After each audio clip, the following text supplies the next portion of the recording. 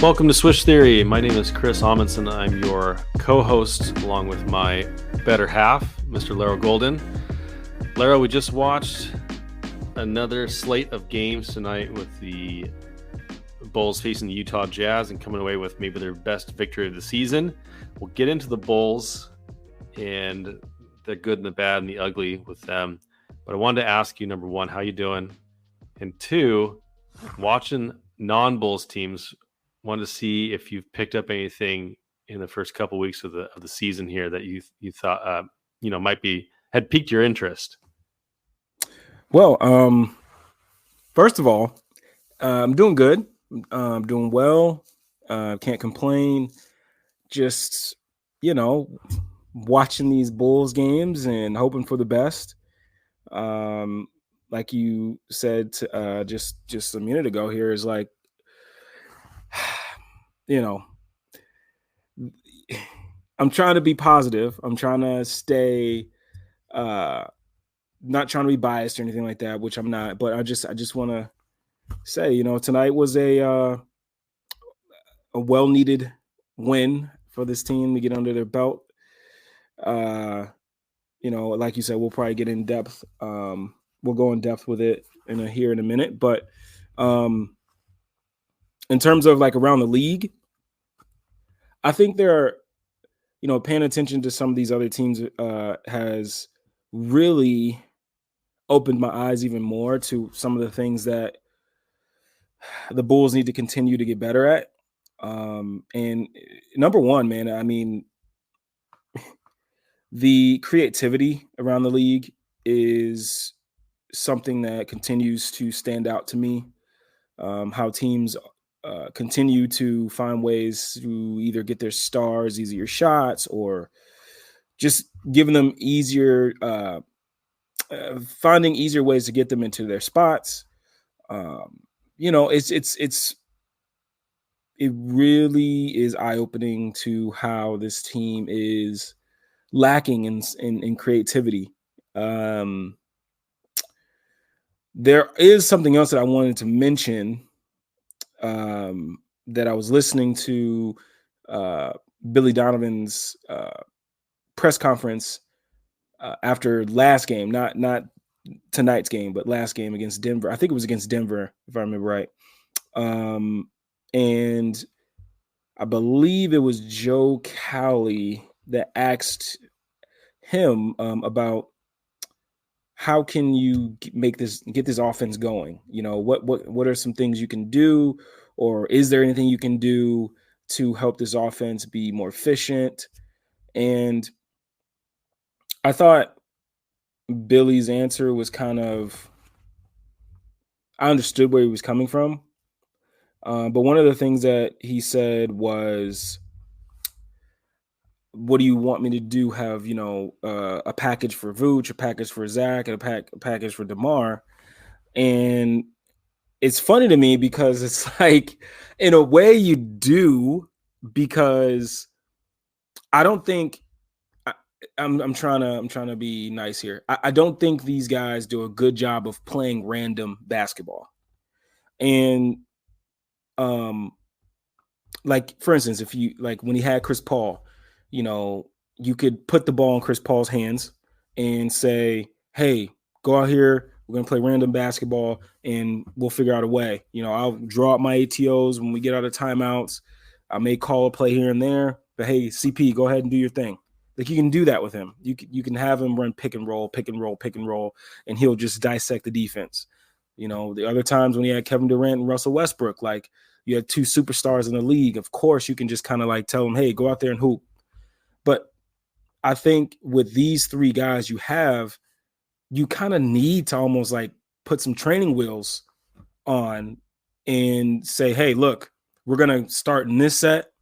And then from there, then we can work into something else. But we need to start here first just to get us going, just to get us in the flow of things. And then we can play out of that.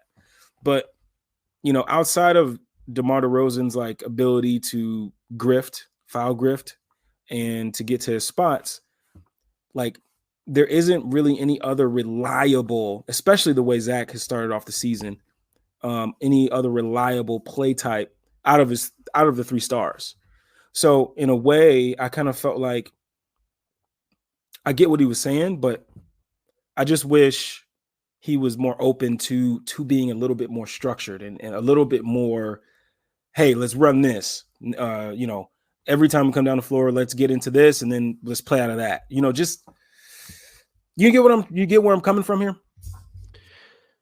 Yeah, it does seem like the offensive creativity is lacking when you look at other teams in the league. Like you just watched the Pacers put up 152 points tonight on the Spurs, or just watching what Quinn Snyder's doing with the Hawks, or just around the league. It seems like these teams are being able to build more synergy with each other, and their play styles complement each other. And I think one of the Bulls' biggest problems, and it's shown up in the data, is that the Bulls' 3 stars don't have a lot of synergy together. Each of them are very quality individual, good offensive players, great offensive players often, that have skill sets that you would think could mesh, but you really need, it's not going to mesh organically with them. And it clearly hasn't, because they've put 3 years into this and it has never grown organically. And so you really do need, as you're saying, you do need to script a lot of sets for them to get them naturally in the flow of working with each other and working off their strengths, rather than them always kind of being in the same spot or wanting to be in the same spot on the floor. We saw tonight, like Zach was a screener I remember Zach being a screener on one play, or DeMar, like you need to get DeMar as a screener more. We've talked about this, and obviously, neither of us are NBA coaches, but Right. you can see that different sets can utilize the weaknesses or the parts of the mid threes offense that doesn't quite mesh. You can make it work a lot better, but you have to put them in that position. DeMar, his big weakness is off ball. No one's guarding him. Like you're not guarding him from way out on the 3-point line, but he's such a threat in the lane that if you can get him screening, at the nail or at the top of the key, and have him drawing the defense or drawing eyes, that's going to be able to help make him more efficient when he doesn't have the ball in his hands. And it's going to allow Vooch to pop, or it's going to allow Zach to get off ball and come off screens, cut to the basket. And, these 3 guys all have offensive gravity, but for some reason, when they come together, the sum of their parts, like it doesn't. I'm messing up the phrase here, but that those 3 together should synergize with each other, should be able to make each other better. But we really haven't seen that, and I think a lot of it has to do with their play style, but also I think I don't want to say blame, but the coaching staff, I don't think, has done a great job of putting them in an optimal position to have that synergy together. Is that what you're trying to say as well? I mean, that's kind of how I feel about it, and I know we've talked about that on many occasions. Yeah, no, I totally agree with everything you just said. And here's the deal. I mean, one of the things to help this team may just be moving one of them, and maybe just moving one of those guys to allow some more space for the younger guys to do some things, or to bring in another veteran that may just fit better with what this team needs. But continuing to force this thing is a little funny to me. But the more I think about this offense and those, really the 3 stars, is we try to make, well, I shouldn't say we, but some folks try to make Zach out to be a number 1, that he is that, and then some folks believe that DeMar DeRozan is this and that, and then you got guys that think Vucevic should be getting 30 post touches a game. But like, I think the more I think about it now, like there's not, and I think that this is the biggest reason why Lonzo was so big, is that his decision making was just really good. that he understood when and where to hit certain players. Like if it was Vooch, I'm hitting him here. If it's DeMar, I'm hitting him here. If it's Zach, I'm hitting him here. And I think it's just, you basically have 3 play finishers out there, as your mid 3. I mean, as your big 3, mid 3, whatever you want to call them. So it's like, when you can run a set and get Zach in a spot, like, yeah, he can go to work. You hit DeMar in a spot, yeah, he can go to work. You hit Vooch in a spot, yeah, he can go to work. But like, I don't think any of these 3 guys can kind of like, well, let me not be disrespectful to DeMar, because he can. But he's getting older in age, and you can't continue to depend on him to do this night in and night out. And I think like these guys they depend on a ball handler being able to get them the ball in the right spots. If not, you'll see, like tonight when Zach is in his bag, sure, yeah, he can go crazy and he can rattle off, 8 to 10 points at a time. But like when he's not feeling it, he starts to try to force the issue and start, dribble combos, get into a sidestep, mid-range jump shot. And, and I just feel like it's time, man. Like, and I don't want, I hate starting it. Well, let's after a win. Let me cut you off before you go all the way to the deep end here. I wanted, as you're speaking, I'm thinking about what the Bulls need to do to overcome that weakness, right? They do not have on the roster a natural playmaker that can get them into those sets and get them in the spots consistently like Lonzo Ball did. And Lonzo Ball is not your typical on-ball creator, but he was such a great connective piece, and his cognitive athleticism on the offensive end was so genius that he could read where these guys needed to be, what they're going to do. And so that synergy was something that Lonzo created. And I think the best replication of that is Alex Caruso. Like Alex Caruso is probably the closest fit to what Lonzo did on the offensive end, which I think is why not only is Caruso an amazing defender, but in the article I wrote about cognitive athleticism and how it works on defense, it also works for Alex on offense and being able to get guys in those spots. The difference is Alex does not have the kind of gravity that Lonzo did, and it just not the level of playmaker that he was. And so the best way to overcome that, I think, for the Bulls is you need to offensive rebound to give yourself more opportunities to shoot, right? Because your offense isn't going to be smooth, and you're going to devolve into ISO and people being in the wrong spots or trying to be in the same spots as other people. And then the second is get out in transition and run. I think you saw that a little bit tonight with Utah, especially in that third quarter. That was the most dynamic I have seen the Bulls look all year. And it wasn't necessarily play calling that was different, but it was Zach getting out and running in transition, them getting steals, them getting offensive boards. It was Javon Carter just pulling from deep. Like just having that kind of freedom and randomness and aggressiveness on offense is maybe the best remedy that the Bulls have right now, sans changing the roster significantly to actually have success.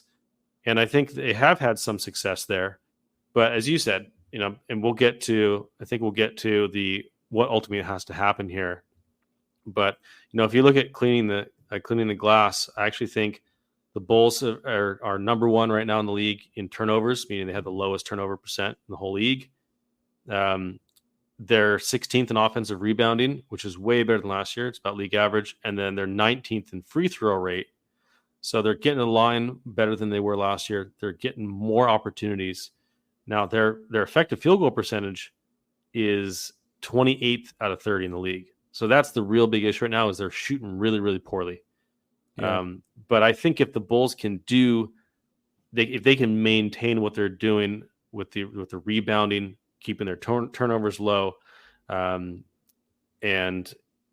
getting to the free throw line, they're going to maximize those possessions, and hopefully that effective field goal percentage, which they were one of the best in the league last year in their actual shooting, that I think is the recipe for success. That doesn't require scripting. It would still be nice, but I think there's really a lack of personnel here to really make this be what you want.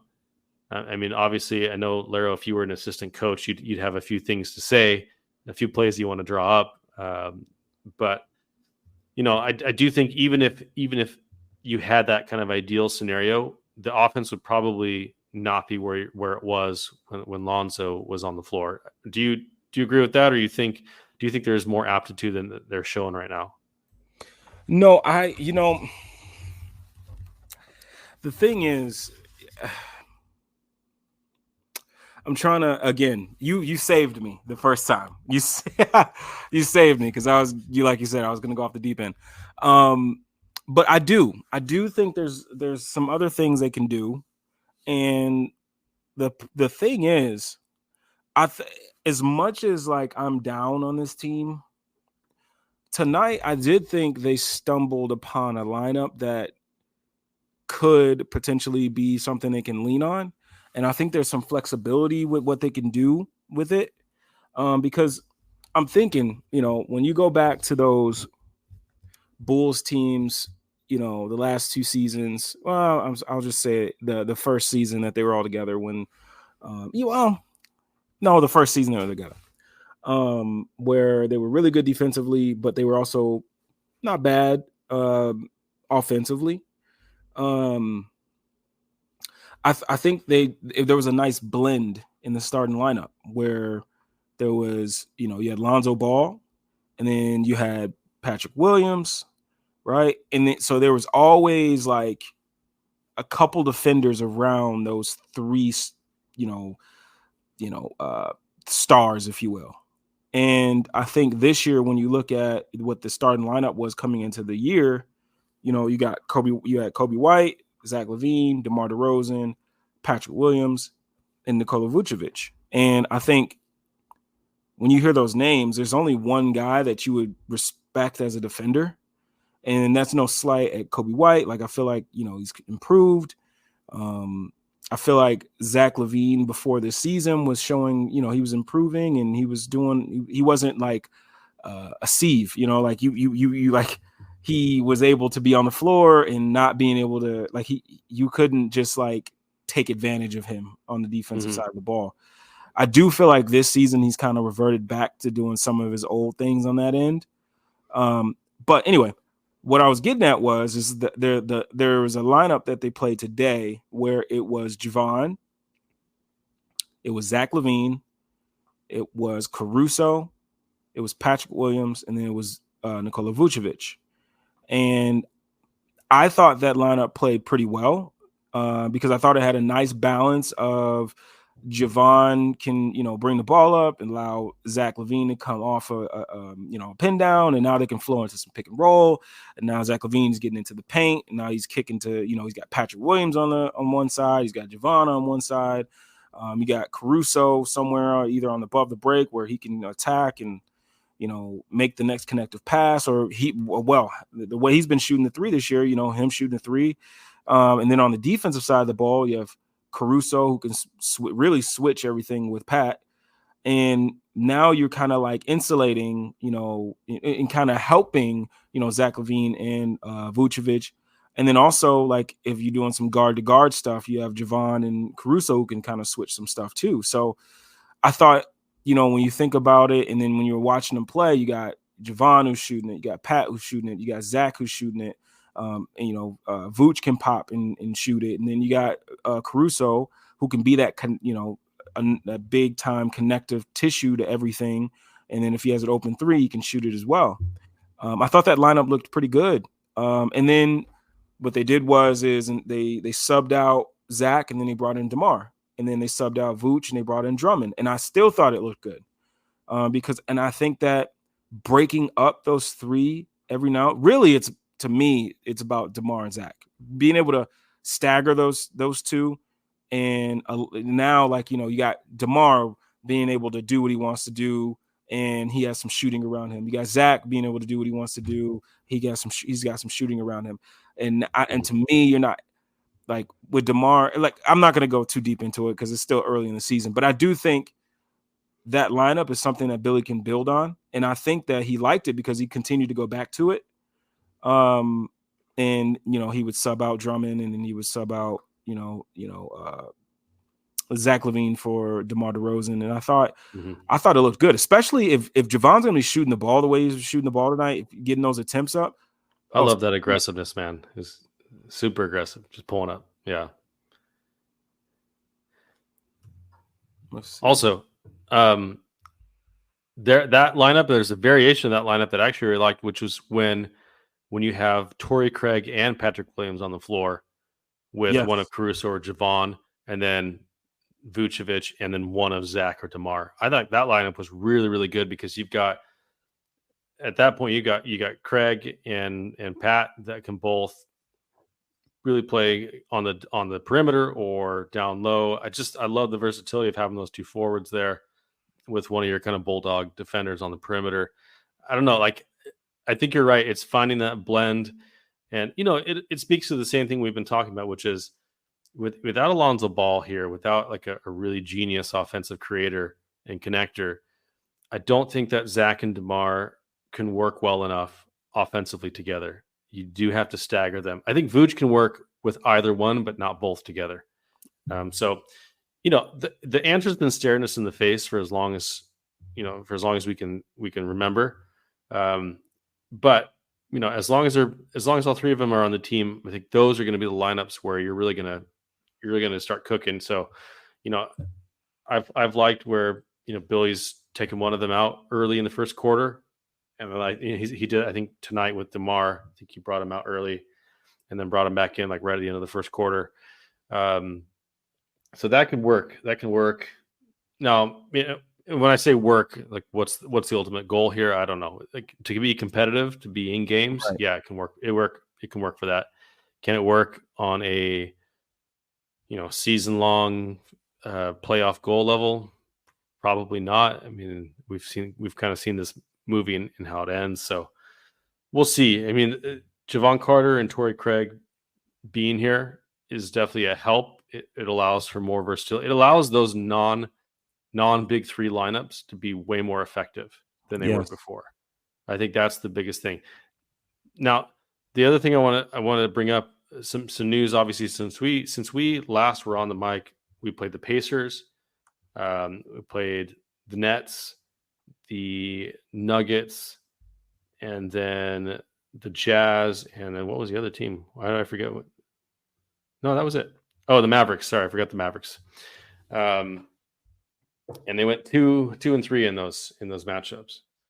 So a lot has happened, but one of the major things was they took Patrick Williams out of the starting lineup and they replaced him with Torrey Craig.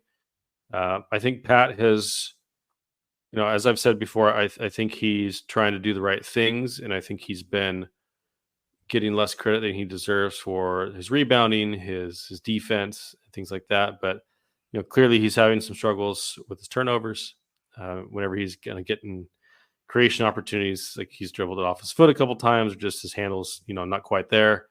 And then obviously the biggest issue is his shooting was just super cold for the first 5 games. So he's definitely played better off the bench. He's got a little bit more opportunities to kind of create, which I think is helpful for him. I think Torrey Craig's been kind of the same. Like, it's not like he's lighting the world up, but he's just refined all the little things that they want Pat to do.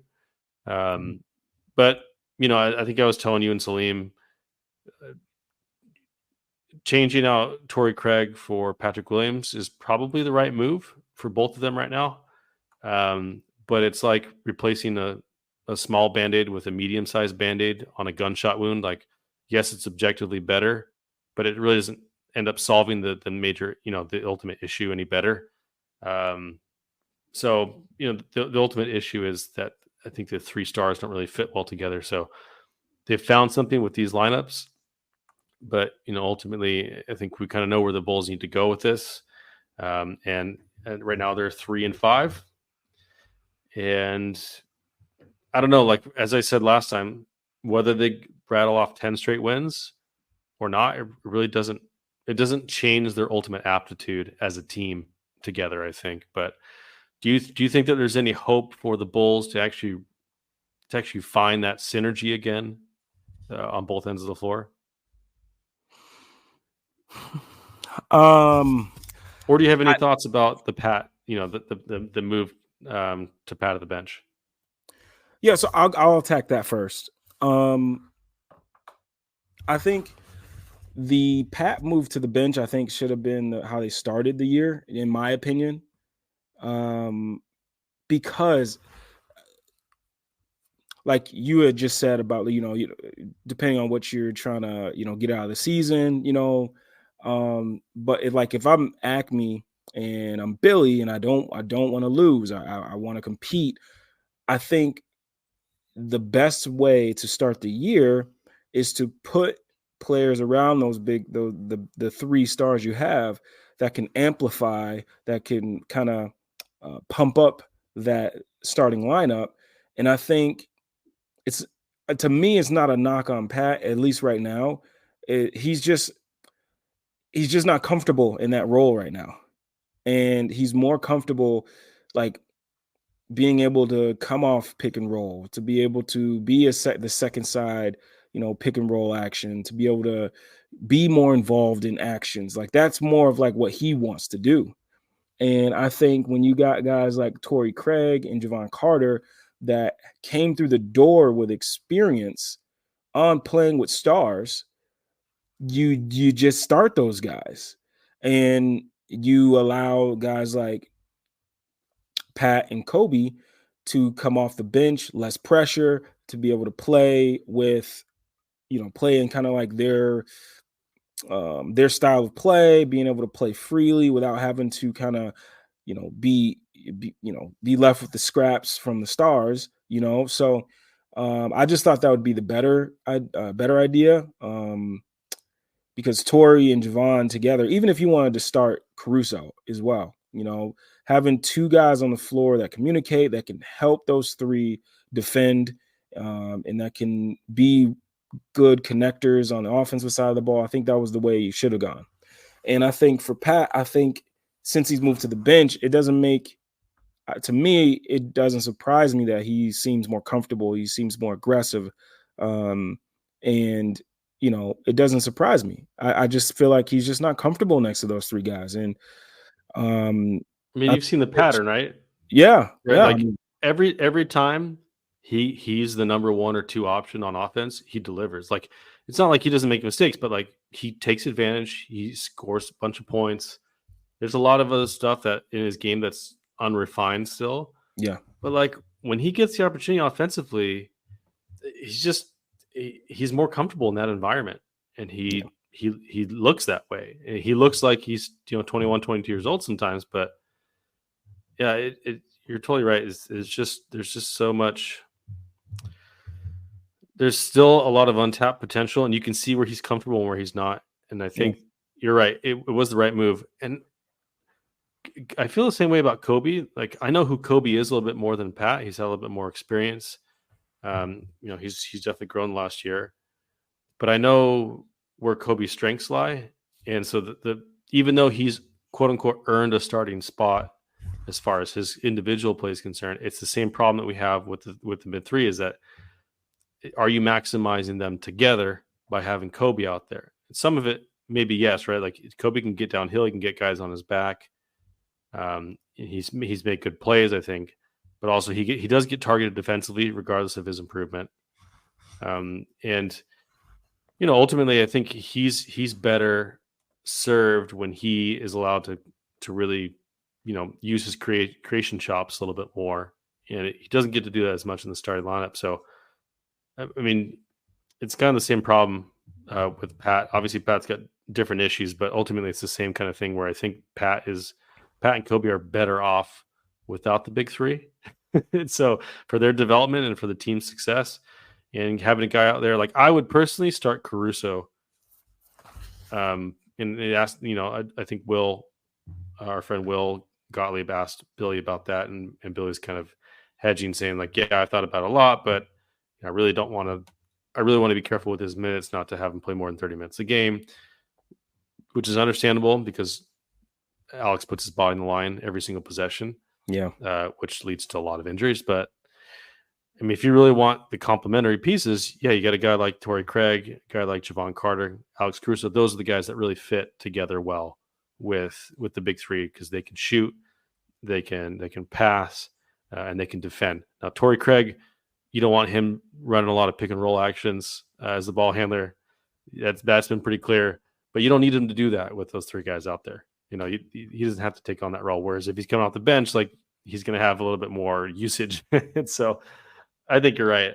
I think it's and sorry to interrupt you, but I want to ask you questions. I want to have a little more of a conversation. And I know both of us we have so many thoughts. We just kind of do our thought download all at once. And I'm curious as to what else you think should change in the starting lineup. Do you think that they should bring Kobe off the bench? Do you think they should make that change as well? Or is it just a matter of mixing and matching a little bit better? Well, I think that's a great question. I think that I think you should know Kobe well enough now to know if that's something that will hurt his confidence or if that's a conversation you can have with him. But listening to what he said in the media days and the post-practice, pressers he has, like he just wants to help the team win. And that's the case. I think you got to think about making that move of moving him to the bench, and because there's just certain things you can't you can't do anything about the wingspan. You can't do certain things. You can't help him with the screen navigation that he's getting better at. No doubt about that. You could tell he's been working his tail off. But he's way better than he was a year or two ago. Way better. Yeah. So I just think maybe being able to start someone that can be kind of like the head of a snake on the defensive side of the ball could help this team and allow him to come off the bench with Pat, when him and Pat have really good chemistry. Like same thing with him with Caruso and Pat. Like I just feel like that's just that would be for the betterment of your team, almost like the Warriors in a way, where they have the two timelines everybody likes to talk about, where you have the starters on their own timeline, and then you got those young guys coming off the bench that are kind of like your future, or if you will. So, and I think those guys play well with each other off the bench as well.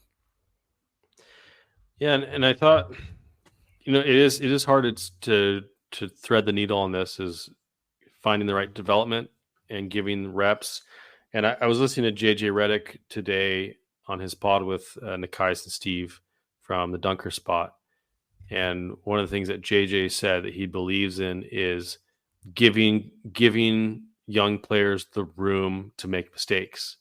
And that the best way to do that is to play them. They have to do it on the floor. That development has to come on the floor. Those mistakes have to come on the floor. And, I think it's difficult for guys like Pat, especially who's such kind of a passive, like team first guy in his own mindset, to just have him be a role player, or to kind of be in that role and not have him make mistakes, because now every mistake is amplified. Every time he misses a shot, people are cursing him. Every time he misses a rebound or gets blown by, or any mistake that he makes gets amplified.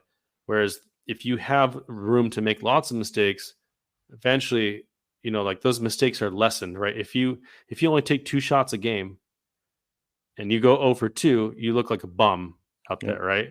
If you take 10 shots, though, even if you shoot 3 out of 10, that looks way better than the 0 for 2. And it's the same way with on-ball reps. Like if you get 2 pick and roll reps a game and you dribble the ball off your foot on both possessions, yeah, you're gonna look terrible. Oh, this Pat guy, he sucks. He can't dribble the ball. But if you give him 10, 15 reps a game, now he's starting to get more comfortable. He's gonna start making those reads. It's just muscle memory. You gotta be able to practice that and put it into practice. And you're not going to do that by sitting on the bench. You're not going to do that by, by just playing the good role player role. So, ultimately it comes back to, And I think we will see it this year. I really do think that this is the year that we're going to see a move off the big three. I think one or multiple are going to get moved. Now, what the front office is likely going to do is try and stay competitive, regardless of whatever move that they make, which I think is short-sighted. But short-sighted has been the calling card of this front office, I think, so far. Every move that they've made has been really short-sighted, honestly. Other than like the Caruso signing, just every directional decision they've made has seemed really focused on the now, at the sacrifice of the future. But we'll see what happens. But I would love for them to move one of Zach or DeMar, for something, even if it just opens up more opportunities for Kobe and Pat to get their failings in, right? Just let them fail. Let Dalen fail. Let Io fail. Like, let these guys fail and let that be okay. And I think one other thing, sorry, I'm going to get on my soapbox here because I'm taking a break from Twitter right now and social media. Talking about the Bulls is just to kind of cleanse myself. But I was thinking about this and why it bothers me. It's, if you're going to criticize a player or be negative about a player, ask yourself why you're doing that. What's the purpose behind your criticism? Is your criticism because you care about that player and are invested in their success, and you're criticizing them because you're trying to point out something that they can improve or that you want them to improve? I think that's a really positive way to go about things. Even though you're being negative, it's because you want them to succeed. Yeah. I think too many times with the criticism of these players is that it's just to clown them. It's just to trash them. It's just to call them bums. And if it's coming out of a place of frustration and like negativity, then I think that's where you kind of get into trouble with your analysis. And so I don't care what your analysis is, as long as it comes from a place of reasonableness as far as the analytics or the numbers or your eye test or your observations are concerned, but also from a good place, from a good mental place, even as an analyst. Like, these are human beings. These are good basketball players. And if you're rooting for their success, then that's going to drive the way you talk about them. And if that's not what you're doing, then I don't think you should be engaging in analysis and criticism of these players, because now you're just being negative for the sake of being negative. So I think that's, Pat seems like doesn't really pay much attention to social media, but like, we've seen it affect Kobe. We've seen it affect his family. Some of the things that have been said about him over the years. We saw it affect, you remember when Darnell Mayberry wrote about campaign during the tanking years, and how much all of that negativity on social media affected Cameron Payne, and how awful that was. It's like, we don't need, and Wendell Carter is another one. We don't need to repeat that. We don't need to repeat that. There's a way to critique players without making it personal, without making it an attack. And I think a lot of people just really struggle with that concept, really struggle with it. And some of the people that are struggling with that concept are in the media and have big, loud microphones. Have a lot of say, a lot of influence. And that's why, some of the things that people say or choose to tweet about or choose to point out, I find it to be selective, and it just appears biased, or it stokes negativity. And if that's not your purpose, if your purpose is not to stoke negativity or hatred, then you have to be really careful about the way you frame things. And you have to be very careful to include context and be clear about your purpose. So anyways, that's kind of what I've been thinking about the last week, as I've been off social media, about the Bulls, and just kind of about analyzing basketball in general. And it's something I think we all kind of need to be cognizant of as we're trying to do our best to analyze the game. So now that I've put you to sleep, and every one of our listeners to sleep, with that little monologue, I wanted to see if there was positive things that you've taken from this week from any of the games, that we've got to see. Because I thought the Bulls played fairly well in most of these, but some of the things that reared their ugly heads were the 3-point disparity. But other than that, that negativity. What were some good things you've seen this week, other than this Jazz game tonight, or other than what we've talked about? Well, I would say Io. I think whenever Io has gotten his minutes, he has been impactful, in my opinion. I think he's shot the ball pretty well. In the last 3 games, he's averaging 3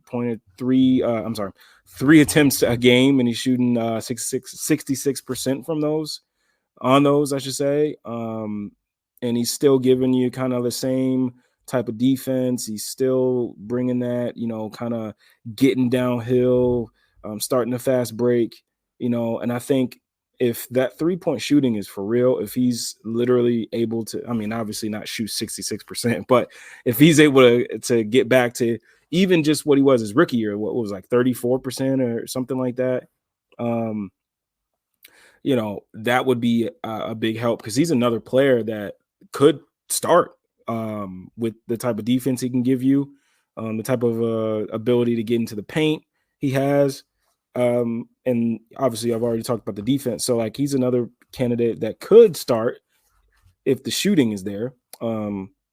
So I would say Io is one guy for me. What about you? Totally agree about Io. I think I've called him like a mini Caruso in some ways. Like he's such a great point of attack defender. His screen navigation is really, really good. He's got active hands. He's active on the glass. And, he can also do on ball reps. Like he's got that kind of, jiggle's not the word I'm looking for. He's got that kind of, what am I looking for? The juice that off the dribble that he has. He can get to the rim, and he can make things happen up there. And, in short spurts, like I think that's a perfect role for him right now. And the shooting was the thing that really, really was focused on a lot. Now, if you look at his 3-point attempts per game versus makes, his first year, he only shot 2.4 attempts per game, and he made 0.9 attempts, which is 37.6%, as you mentioned, right? 37%. His second year, he also took 2.4 attempts per game from 3-point line, so same attempts, and he made 0.7 of those instead. So not a huge difference, but that was a 31%. And that was, like, I think the major thing that people pointed out as, why he had kind of a bad sophomore year. But if you look at a lot of his other stats were, almost identical, honestly. Like he was pretty consistent across the board, other than that 3-point shooting, which I thought he was taking so few threes that, once again, because the attempts were low, the impact was so big when he missed a couple more. So right now he's shooting 2.2 attempts per game and making one of them at 45% clip. So it looks better. It looks like he's on fire, but he's just not taking a lot, right? There's such a small margin for error when you have when you're just not taking many attempts. So I think he's a good candidate. I also think Andre Drummond has really just been. He's the Andre Drummond experience at all times. You know it. Like he's doing offensive fouls sometimes. He's trying to take people off the dribble occasionally, but he just hit 10,000 rebounds tonight for his career, which is a huge accomplishment. And I'm not sure, like maybe 6,000 of those 10,000 were off his own misses or something, but because he's just so good at rebounding his own misses. But it's really a huge accomplishment. And I just think his vibe has been really good with the team. He comes in, he's impactful in his minutes. You feel him every second he's on the floor. Most of the time it's good, sometimes it's bad. But he's an impactful player. And, tonight in limited minutes, he just fills up the box score. He had 7 rebounds, 12 points, assists, 2 fouls, 5-10 shooting. But he's such a great backup big, and I think he doesn't get a lot of praise for it. But he's just been really solid in his role. He is a star in his role. And this is a guy who's a multi-time All-Star who people wondered if Wendell Carter would ever be better than him. You remember those arguments from people. But like he knows his role. He does it well. doesn't complain. He's a good teammate. Like, I think he's a super underrated signing for the Bulls. He's been just a joy to have on the team. It's something I really thought I'd never say, because I just thought he would always want more. Yeah. And kind of think that he was deserving of more minutes or more time or more touches, but he's just been perfect for what we've asked him to do. And so I think, I want to shout out Andre Drummond and the impact he's had on the Bulls so far. Just really cool. Yeah. I think one other person, actually, I'll say two. One of them is Javon Carter. I think it's almost like watching him.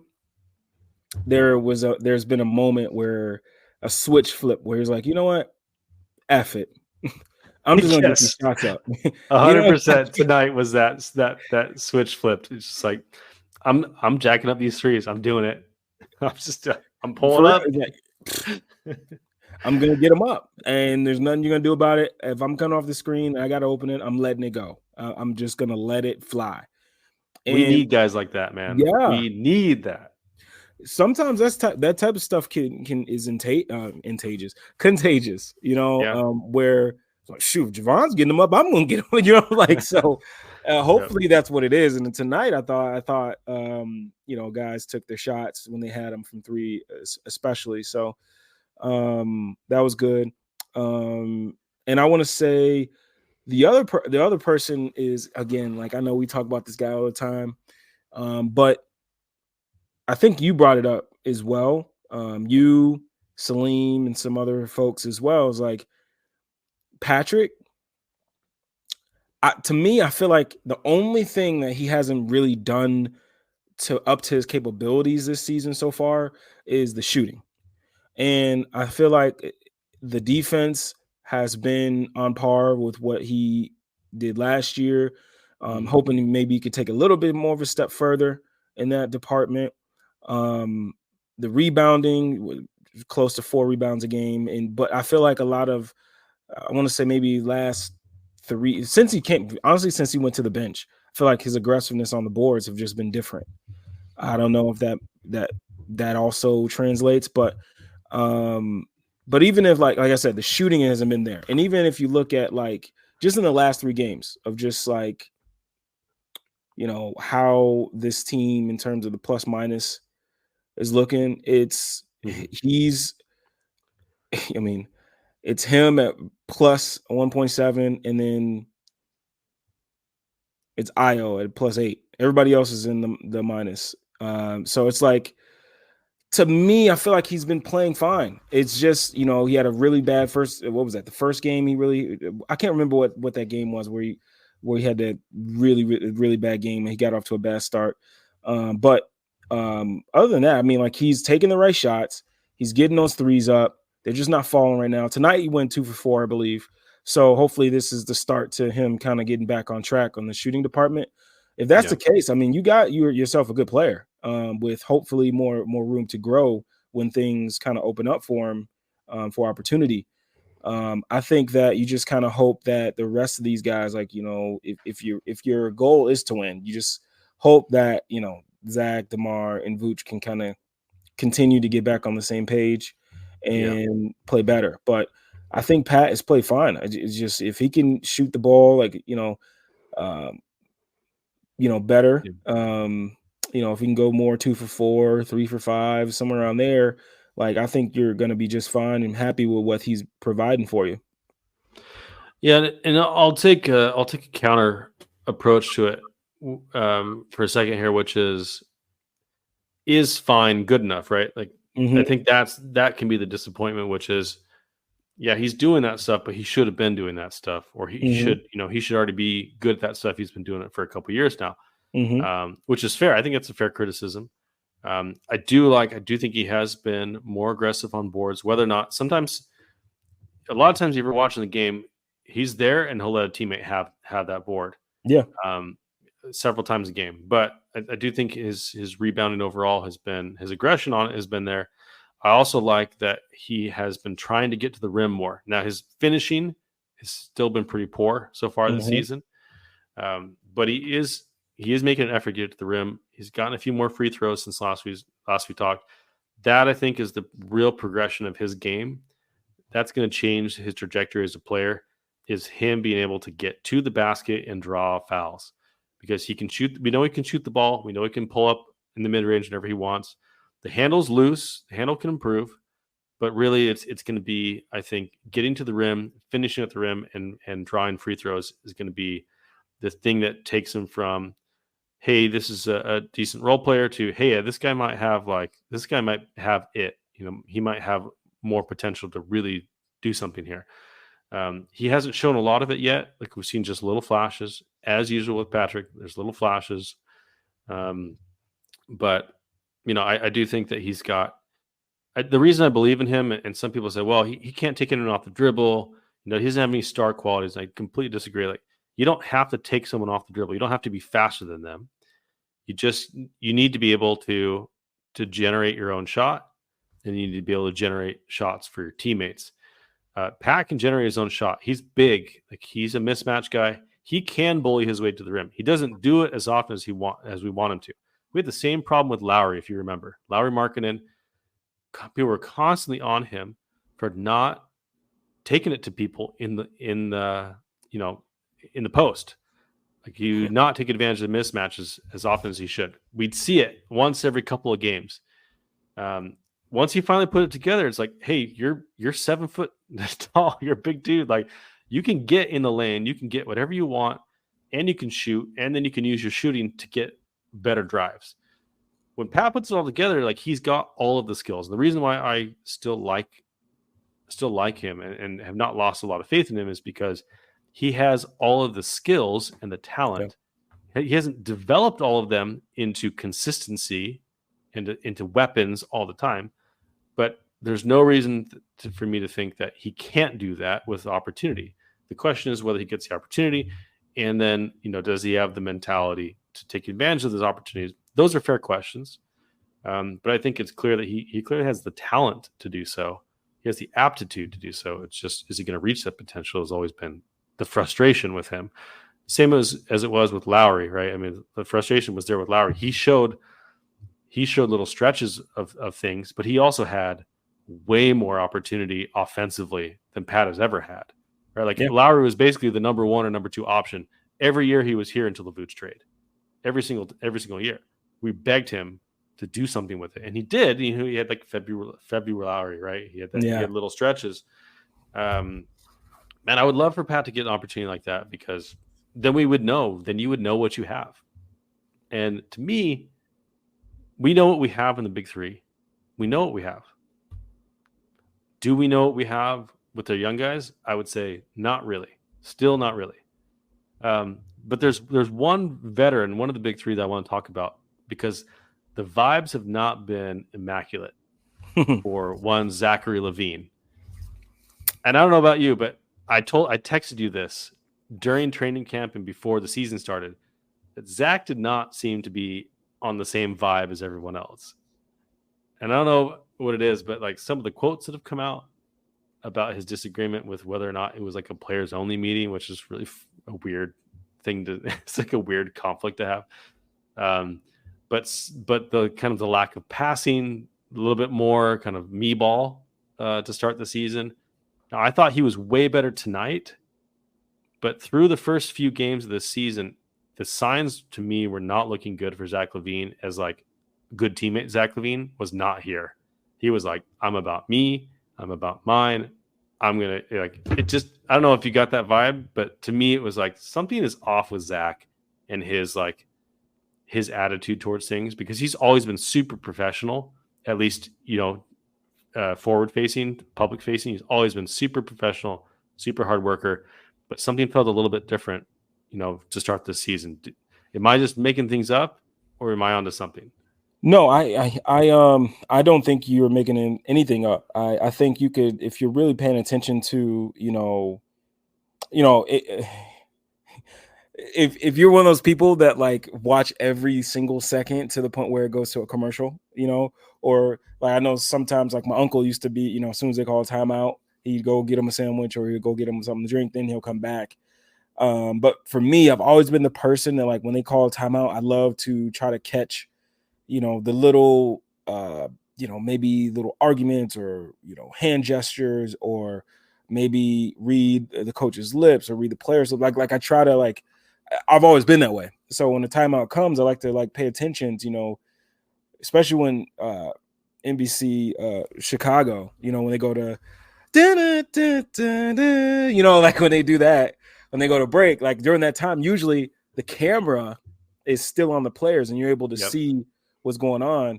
And I feel like a lot of times you would see, especially early in the season, well, still early in the season, but like first, second game, you could see Kobe White and a couple guys like hand gestures, like almost like, what are you talking about? Or what's going, to Zach. And I just, like you said, I mean, it just feels like he's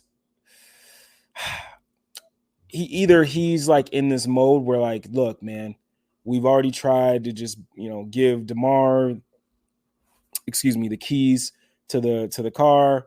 It's my turn. Give me the keys, and I just feel like he's just on it, like you said, a different wavelength. Like he's just a little checked out or something. Yeah. He's not about that anymore. I don't know what it is.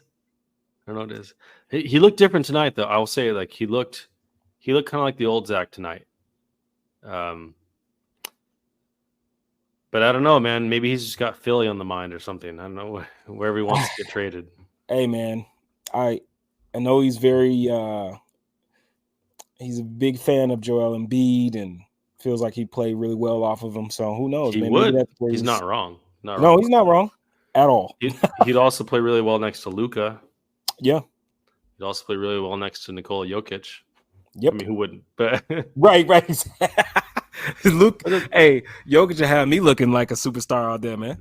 That's true. I could stand in the corner for 15 minutes a game and drain these threes, baby. There you go. But listen, it's funny. I want to talk about this. I know it's early, but we all kind of see where this is going for the Bulls. It's only going to go one way. The Bulls have been rebuilding for years. They just don't know yet. Question is whether or not they're going to be intentional about it or not. But I'm just thinking of destinations for the big three. And to me, it's like starting with Vooch. I want to start with Vooch. And then we'll wrap up. We'll we can give some final thoughts on the week. But with Vooch, I think maybe the Memphis Grizzlies make a call with Steven Adams out the whole season. The other place I was thinking of is the Phoenix Suns. I know they just traded for Nurkic, but you know what? It's not Nurkic. Nurkic just I don't know. He's not that guy. I just I think Vooch would be actually a really good spot there. And man, that's a good one right there. That really is. I think it could work. I had the Bulls trading Vooch for Nurkic and Yuta Watanabe. Yuta, I love Yuta so much. Dude, the problem is the Bulls really don't have anybody that can come in and play center for them. That's like young. They got nobody. And the other guy I was thinking about was Robert Williams. But he just got announced today that he's out. He's probably going to be out for the season with another injury. So he's had some terrible luck. But yeah, those were two spots I thought of for Vooch. That teams that could really use him now, where he would be in the correct role, where he's behind superstars. He knows it. He's not going to be whining about his touches or his role in the offense. Where the problem I think with the Bulls is they got their three best players are all number 2 at best, more likely number 3 on a championship team. All three of them. And so all three of them feel entitled to have the ball more because, like, who's this other guy? What? He's not better than me. All of them have the right to feel that way. All three of them. And all three of them have. All three of them have expressed that sentiment, right? Yeah. So to me, it's like you got to put these guys in their proper role. Their proper role is not the number 1 on the team. The proper role is the number 2 or the number 3 guy. So you put Zach next to Joel Embiid, he starts to look a heck of a lot better because that's his proper role. You start to put Vooch on a team with Durant and Booker. Now we're talking. Like, I don't know. No, That's to me, it's like the hierarchy falls into place organically when you put people in positions to succeed in their role. And the Bulls, they're the island of misfit toys. Like every single Bull has this weird, has like these weird idiosyncrasies that don't fit very well. So I don't know. Have you thought any Vooch destinations other than what I just mentioned? well, I've always mentioned. I think I mentioned the Grizzlies on when I went on Bulls Gold. But man, the Suns one is really intriguing. I mean, it really is. I think the Suns would do it. I mean, to give because I think like, oh man, I mean, what are you gonna do? I mean, he'll probably get a lot of one-on-ones in the post because you're not gonna leave Kevin Durant, you're not gonna leave Book, you're not gonna leave Bradley when he comes back, if he comes back, and if you double him in the post, he that's really where he passed the ball pretty well out of the post. So, I mean, and he can rebound. Yeah, play make out of the post, and he's. I mean, is he a worse defender than Nurkic at this point? I don't think so. I mean, I think he's got better hands, man. And I still think they don't need much. You still have a Kogi there too, who is also a pretty good on-ball defender. So yeah, he wouldn't be out there left out there to dry. And then KD has been pretty good at some weak side rim protection and stuff. So I mean, I feel like, yeah, man. I mean, I feel like the Suns is a good one. I really do. Let's talk DeMar for a minute. What do you see? What's like your top DeMar destination if it's not the Bulls? Wow, a DeMar destination. Wow, that's a good one. For man, we didn't plan this one before. I'm just going off the cuff. I'm just curious. Yeah, no, I just got to take a look here. So, man, I'm who would be where would be a good spot? Because obviously he'd want to go to a contender. So there's like one team that screams to me, and it's the Grizzlies again. I think I can see that. Work really well.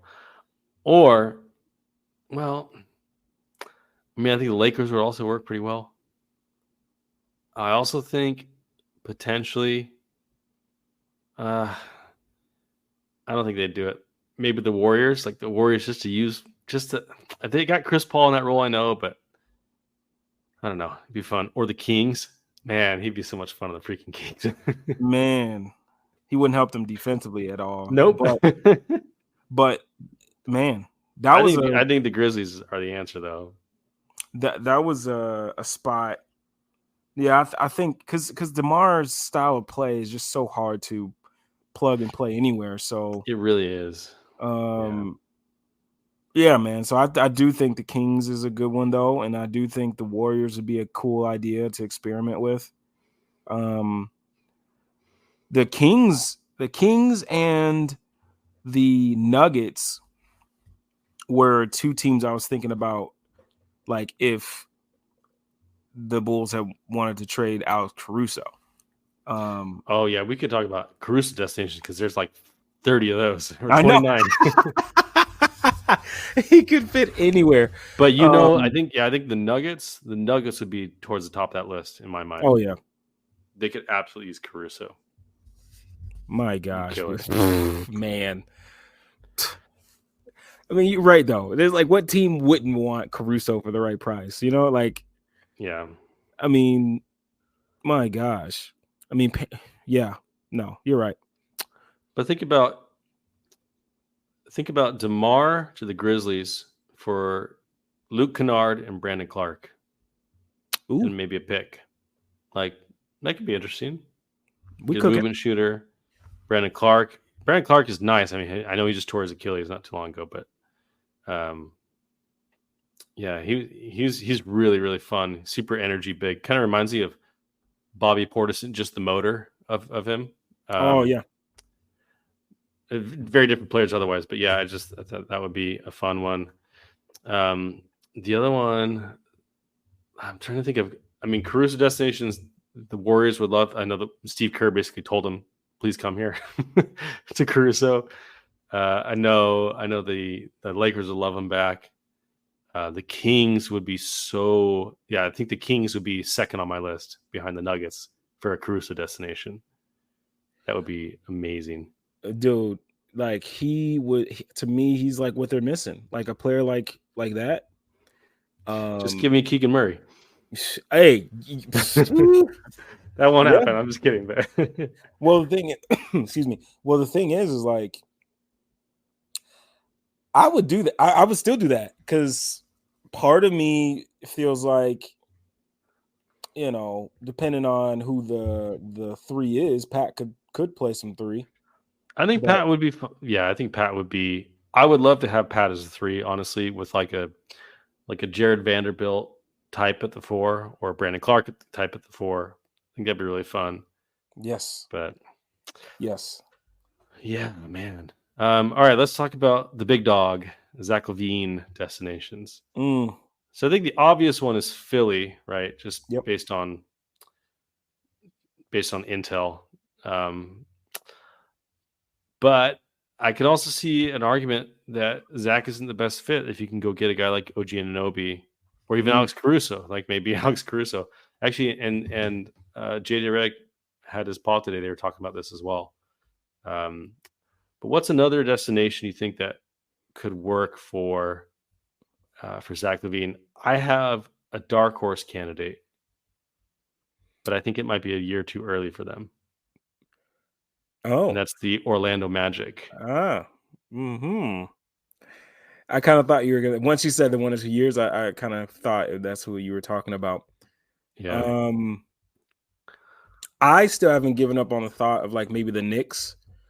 Give me quickly. Not quickly. Give me Grimes? Grimes. Give me Grimes. Yeah. Give me some Quentin Grimes, man. Um. And Hartenstein. If you get Yeah. Hartenstein and Grimes, now we're talking. You can replace Vooch. You can get a great two guard that can shoot and defend. And I like Grimes, man. You've been remember when Grimes was he when we previewed the Knicks last year? Do you remember? Oh yeah. You said something like, you're like, I think Grimes might be one of the best perimeter defenders in the league this year. And you're like, that's kind of a hot take. And I'm like, after watching him last year, I'm like, I don't know if it's a hot take. He's really good. He's really dang good. Who's another team? Grimes is pretty good. To me, I think any team that has like for instance, if they didn't go get Dame, like the Bucks to me would be a good spot because you got that sure number one guy in Giannis, and then DeMar. Zach can kind of play off of him. Miami. Yes, that was the other one I was thinking of. Dallas, like you said. You want Tyler Hero back? And I know you're a Tyler Hero guy, actually. I am, man. I am. I think he's a more natural playmaker. For sure. And he's somebody you can run your offense through. The defense, though. Yeah, no doubt about it. No doubt about Not it. quite. No doubt about that. I will not like that. Man, if you could get problem is who you get back. So let's talk. Let's try the Dallas Mavericks. Mm-hmm. You have to give me Josh Green. Okay. Got to give me Josh Green. I like that. Yeah, I like Josh. So who's the other salary? It would have to be Tim Hardaway. We'd probably have to be in that one. Nice. What about Josh Green? Yeah, go for it. What about Jaden Hardy? Oh, I love Jaden Hardy. The problem is making it work with roster spots. Because Hardy's only making $1.7 million. You'd have to be like, man, it would be tough. Like maybe you'd have to throw in Rashawn Holmes, I think, just for the salaries to match. I'd take Rashawn. Well, I like Rashawn, man. He's old though. He's nice. 30 right now. I thought he was younger than that. Let's see. You could do Hardaway, Holmes, Josh Green, Jaden Hardy, or Zach LaVine, and that works in the trade machine. But That's a lot. It's hard to do like 4-for-1 kind of Yeah. things mid-season. Yeah. What about the Pacers Oh, wow. next to Halliburton? With him and whoo. I Well, mean, he's basically being like a supercharged Buddy Hield. yeah, and they want to get rid of Buddy, don't they? If I remember right, like They've been trying to trade him. You give me Ben Mathurin. okay, I know they're not going to do that. Buddy Hield. I need like $13 million more in salary. gosh, Daniel Tice, come on down. that is rough. That'd be tough. And yeah, that'd be tough. I mean, I'd love Andrew Nemhard, but there's just no way they're Yeah, going to give all of them. But yeah, I don't think they can make it work man. financially. That'll be a tough one. But yeah, like there's some fun ideas out there, but other than Philly and Miami, it's hard to think of a destination for Zach that really, really works. I mean, the other one that you could think of is the Lakers. Mm-hmm. But man, it's like who do you even want back? Like to me, it's like I wouldn't even pick up the phone unless Austin Reeves is coming back. But there's no way they're doing that. Otherwise, it'd be like D'Lo, Rui would get you there, and like Max Christie, and a pick or two. But yeah, I just don't think the Lakers have enough. I don't think they have enough. I would be interested in Colin Castleton coming back. You're getting deep in the weeds here. I know, right? Let's see. Man. Actually, there's one more team, the Raptors. Yeah. Because if Scotty Barnes is who people think Scotty Barnes is, you can get Gary Trent Jr. back, throw in like Chris Boucher, and Thaddeus Sung, welcome back to the Bulls, and some picks. It's just the Bulls would really have to be. It really depends on how much the Bulls want to lose this year. Because I mean, Zach LaVine, as much as they're not winning, he's a really good player. So I don't know, just some ideas to keep kind of in the back of your mind as we approach December 15th. Man, I would want Grady Dick back in the deal. 100%. Give me Dick. Sorry, I had to. Yeah, he has to be in that deal for me. At least because I'm a big fan. So it's crazy. Plus he's got that swag. I don't know what it is. He just has that vibe to him. Man, no, you're not lying. Yeah, man. I just it's tough, man, because do you feel like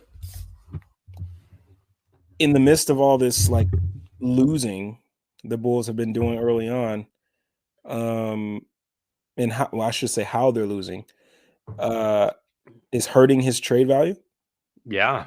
I mean, so up to today, yeah. Maybe that changes. Like he had that 51-point game, but I don't know. We'll see. I think we'll see. I think most executives know what they're getting with Zach LaVine, regardless of how he starts the year off, as long as he's healthy, right? The health and the defense and the acceptance of role, I think, are probably the big three things that executives would be worried about with Zach. Those are always been kind of the question marks. Is like, is he a winning player? Is kind of the overall question, but it comes down to his defense, it comes down to his availability, and it comes down to his role acceptance. What does he think he is versus what do we think he is? It's like, if he's okay with being the number 2 or number 3 guy next year, superstar. I think Zach LaVine's a really worthwhile player. Like people act like his contract is crazy. It's like he's on the regular max, the regular one. He's like it's not an albatross. As long as he's healthy, he's not an albatross. So Right. we'll see. We'll see. I do think it does hurt his trade value, but I think his trade value has kind of been the same. The question is, what do the Bulls think his value is? And if the offers are getting worse or staying the same, they're not going to move him because they would have moved him 6 months ago or a year ago if the offers were what they wanted them to be. Because they've been trying to get off Zach for who knows what reason for quite some time now, basically since he signed that contract. So long-winded way of saying, I do think it does. I don't think it's going to affect it significantly, though. Okay. Yeah, I was just wondering. Because I mean, you can't. There's nothing. What I will say is, for the last couple years and beyond, we've always talked about spacing, and I just wonder what it would look like with Zach with another like super dog, like a number one top dog, and then like spacing. Like I would just really, because even like here's the deal, like tonight, I believe it was in the first half when Zach was coming down. He could tell that he could beat the dude off the dribble, and he had to tell Vooch to get out of the way. Yeah. And it's like when you think about it, Vooch is always down there somewhere. So it's like, man, I wonder what it would look like if he had like a true like your stretch big, you know. I mean, put him on the Nuggets or put him on the Celtics. Yeah. Watch what he'll do. I mean, just put him on the Kings. The second best defender is not. Well, I should say it depends on who the second best defender is, but usually most teams' second best defender is not going to be able to do what they need to do in order to stop Zach. So, in a way, you kind of want to see what it looks like somewhere else. But yeah, I mean, Zach's really freaking good. I mean, let's be real. Yeah, he is just really, really good. What about the Kings? Woo! Kevin Huerter. Man, it's just not a whole lot going on. That's the problem. As far as like salaries and draft assets coming back, it'd be tough. It'd be like Huerter and Harrison Barnes and Keegan Murray. I mean, that will get you there, but that's a lot of their starting lineup to give away for Zach. Yeah. So yeah, I don't know, man. It's gonna be tough. I have no idea what they're gonna do with him, but if it were me, like really ultimately what the Bulls really, really need is a bona fide primary creator star. Yep. And they just don't have one. And they gave the last one away for peanuts in Jimmy Butler. So there's one in this. I know this next draft doesn't have a Wembanyama in it, but I don't think you're gonna be able to say that. I think you're gonna be able to say that for the next 100 years. I know, right? He's flat out amazing, man. Just flat out unreal. Ridiculous to watch. Nothing we've ever. I watched the end of that Suns game. Oh, just what do you do with that? Anyways, exactly. We could talk about Wembanyama for a long time. But anyways, what were you saying about this draft? Yeah, I think there's a player. If the Bulls want to tank and make sure they get in that top 3, 4, Isaiah Collier, man, the point guard for USC, 6'3", 190 pounds, maybe a little bit more, explosive, really, really good playmaking point guard. The shot is improving. He shot it very well tonight. It's game 1, but he shot it really well tonight. I think that is your guy. Like if the Bulls somehow inadvertently tank and end up getting in that top 5, that's the guy, man. Like he has to be on your team. like you just said it. We haven't had a point guard really since Derrick Rose. So like, I mean, it's got to be him, man. Yeah. Ultimately, what the Bulls did wrong is that they started building around someone who was not a superstar. They didn't have the superstar on the roster when they started making these moves.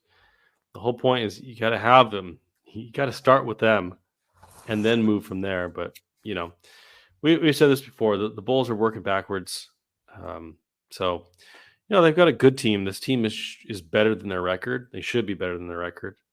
They got good players. I like all the players. They're all great players. It's the fit. They just don't quite fit together, and there's not a whole lot of creativity to make it work, either from the front office or from the coaching staff or from the players themselves. It's just not quite there. So, they're kind of going to be mired in mediocrity as long as they do this. You're going to get entertaining games. Like the Jazz game was fun to watch tonight. It was, the Pacers game was competitive. I thought the Mavs and the Nets games were really, really good until they weren't at the very end, right? I mean, Luka just was picking you apart, but I thought they did a really good job on Luka for most of the game with their game plan defensively. But you got Grant Williams and Tim Hardaway Jr. just bombing from three, the most wide open threes you'll ever see because of just how good Luka is. And until they get a player of that caliber, I just don't. They're going to be stuck right here. So we'll see. It'd be nice if they understood that they were going to be stuck right here and started developing and tanking. But, we'll try to have fun as much as we can in the meantime. So any final thoughts about the Bulls or about the league at large, other than Wembanyama, which we're gonna ban talk about him right now because we'll be here for another hour. I know, right? Well, for me, I think one of the bigger things that has been cool to see is how the Thunder have started off. I kind of had a feeling that Chet would come into this season hungry. Obviously, in his rookie season ending kind of out of nowhere, playing in a game that didn't really even matter in that pro-am up there, and hurt his foot, and that kind of took him out of everything. But also, I just kind of knew that with Wemby coming into the fold, they kind of have some history that he was on the wrong side of, with not playing well against him. And I kind of felt like he would be coming in with a chip on his shoulder to let people know, hey, don't forget about me. Like I'm also one of the, best shot blocking prospects, rim protecting prospects we've ever seen. And guess what? Like I can do other cool stuff too. So it's really been cool to see Chet. I think another one for me is like I was a little bit higher than probably most on Orlando coming into the year. And I think in a way, the Wendell injury was kind of something that it didn't need to happen. That's a weird way of framing that. I should say that I think it kind of opened Jamal Mosley's eyes a bit, and him understanding like, hey, look, we just kind of have to, Franz and Paolo are our guys. Those are our, future stars. Those are, primary, guys. Let's surround them with connectors, high level connectors, and a big that can do some fun stuff. And let's see how it works out. And I think that, tonight they ended up losing to Dallas. I know they went down. It was a battle, but I thought that lineup looked pretty good the other night, because Paolo is somebody that has enough handle to attack the basket. He gets to the free throw line a ton. He could do some other cool things as well on the offensive side of the ball. He's not a sieve defensively. He can compete. And then obviously Franz is like a really, to me, high level two-way guy potentially, in potential, all-star type of guy. And so I thought Orlando would come in and be able to kind of, shake some things up and depending on how health goes, be able to build on some things, especially with Cole Anthony coming into his own as well this season. So those are two things that kind of have been fun to see. What about you? I agree on the Chet thing. He's got a lot of dog in him, and he clearly is taking it seriously. Yeah. And the Thunder are just fun to watch in general. They've been really, really fun. I'm not yet a Hawks believer, but Jalen Johnson's looked really, really good to start the year. And I think that was one of the reasons they were so comfortable moving off of John Collins. And John Collins looks great in Utah, by the way. But it's opened up just a different dynamic for the Hawks. So it's been fun to watch him succeed. And I will say the Timberwolves have been kind of sneaky good. Rudy looks a lot better than he did last year. And then, Anthony Edwards, Jaden McDaniels, just dogs on defense. And, Cat, I still think Cat's going to be the odd man out there. But Anthony Edwards looks like the real deal. They beat the Celtics tonight in overtime. And they also handed the Nuggets their only loss of the season. So, in the Wolves, it's like they've got some stuff there. They need to shake it up a little bit, but they've got a foundation that looks really good. I know that trade is brutal from an asset standpoint, but Rudy looks good, and Ant-Man looks good too. So that's it's hard to find time to watch all the games I want to. It just is. Just being a parent and having a full-time job that's not basketball related. But just these little things. I mean, the league's in a really, really good place. It's super fun to watch this year and to see. I just love watching players grow and just these new wrinkles and offenses. I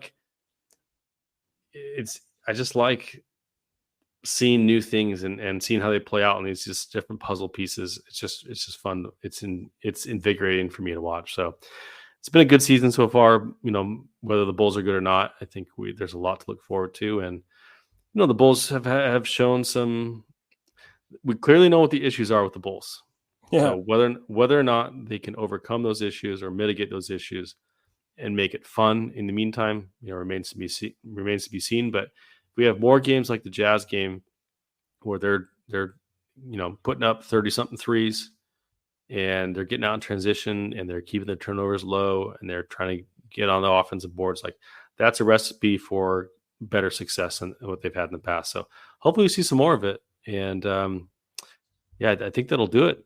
I think it'll do it for tonight. We're a day late here, and we almost missed it tonight because of my internet. So we're here, all right. We're old people. We're parents. We've got kids. We got jobs. So we're doing our best here. Don't hate on us because we're not making content every single day. Save that for someone else. We don't care. Get off our lawn. But thanks for tuning in with us. This has been another Swish Theory podcast with me and Larro. Make sure to follow Swish Theory. Lots more good stuff coming this season. Just added more contributors. Honestly, the list keeps growing, and the people we're adding are so awesome. So awesome. So, lots of good stuff. Anyways, we'll see you guys next week. Peace out. Peace.